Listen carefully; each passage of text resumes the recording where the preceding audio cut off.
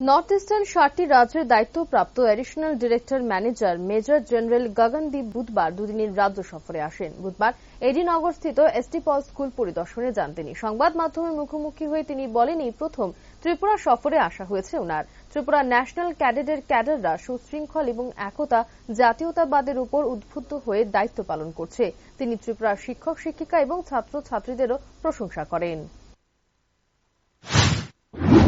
I have been in Northeast for long, but in my present role as Additional Director General NCC for all the 7 states of Northeast, this is my first visit to Tripura and Agartala, and I am actually honored and very excited to see the hard work and commitment of every school and college which is here.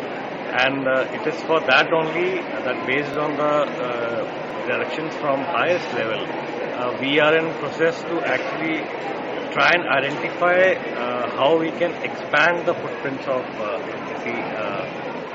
particularly in Tripura. As far as the work ethics and integration of Tripura with nation goals, there is no doubt.